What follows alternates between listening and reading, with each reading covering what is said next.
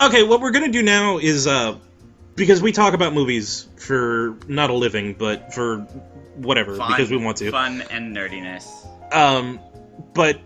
And we talk about movies that we love, but that are bad. But what we're gonna do right now is we're gonna talk a little bit about the kind of stuff we'd like to see, because we're living in the era of remakes and pointless sequels and prequels and sidequels. And sidequels. I am of the opinion that we're not 5 years away from a remake of Casablanca or Citizen Kane. That's where we are right now. Nothing is sacred anymore. Yeah. Nothing's sacred anymore. So, rather than fight against it, what I've decided to do is just accept it and talk about what I'd like to see. What my biggest hopes and biggest fears for the movie industry are. Like, Brylan, you and I were talking earlier, and I said my biggest wish I'd love to see Wes Anderson adapt a Jane Austen novel.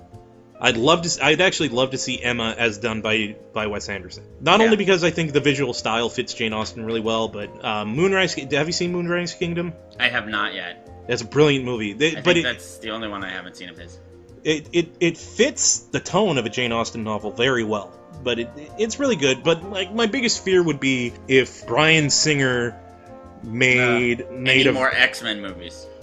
Well, he's got like 3 more after the one that's coming out. But I don't think he's doing those. Yeah, the one after the one that's coming, the Days of Futures Past, it already has a title. Oh, Age of Apocalypse. Yeah, but like Bryan Singer directing anything really. Yeah.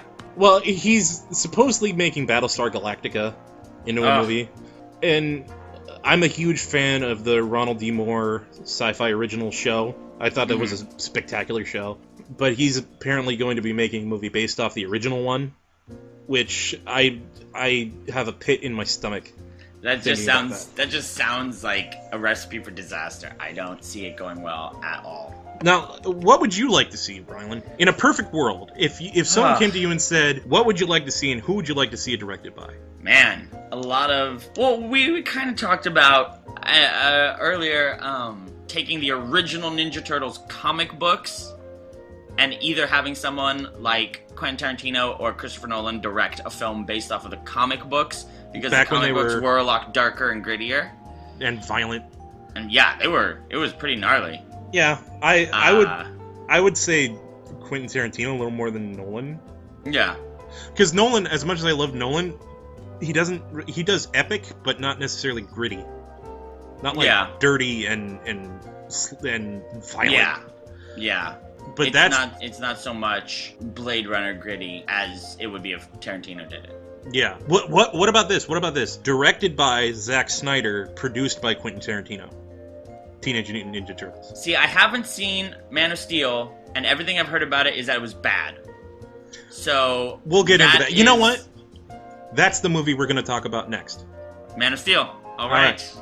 Perfect. So now we know what we're doing next week. You guys can look forward to that. Yep. I would say maybe something like, well, not necessarily director-wise, but I would love to see you take all those old, the Gene Kelly movies, and, not Cary Grant. Yeah, Gene Kelly, and, was Gene Kelly the one in Singing in the Rain? Fred Astaire was. Wait, hold on. Or, Fred Astaire was the older one, Gene Kelly was Singing in the Rain. Yes. You take all those old Gene Kelly movies, maybe even the Fred Astaire ones, and you modernize them, putting Justin Timberlake in the Gene Kelly role, and maybe let Baz Luhrmann direct it.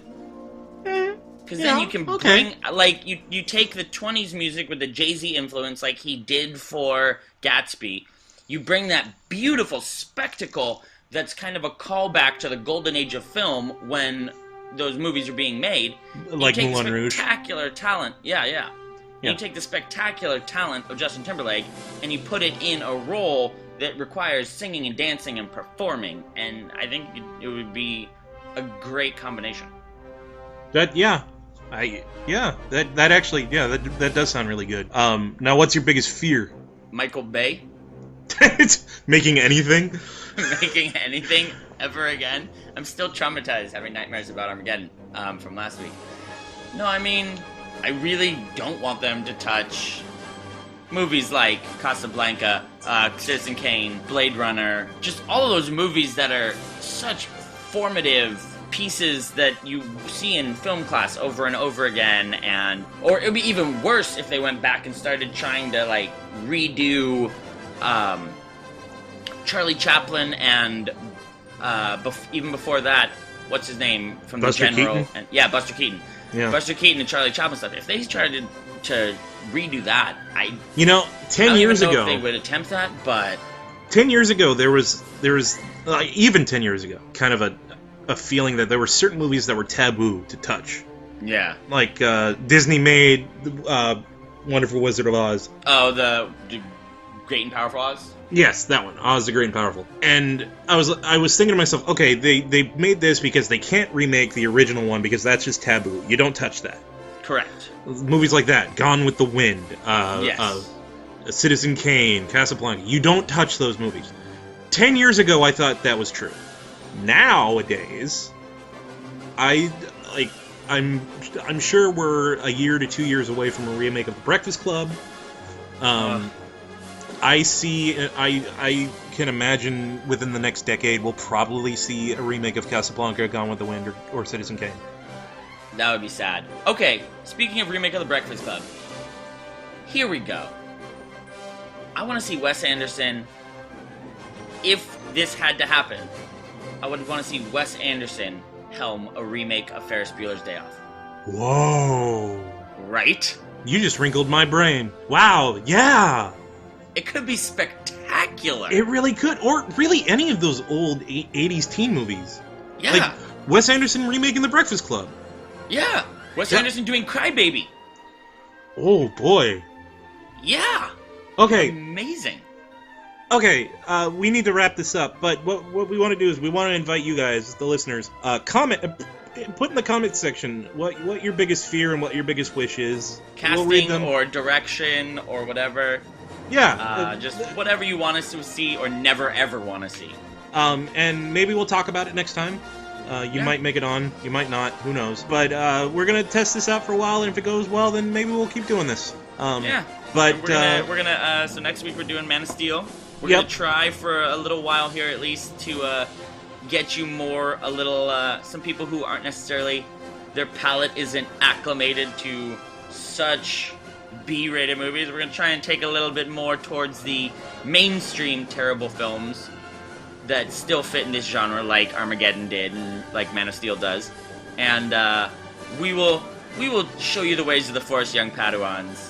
We will instruct you and bring you along the path down to the more lesser known, classically B to Z films.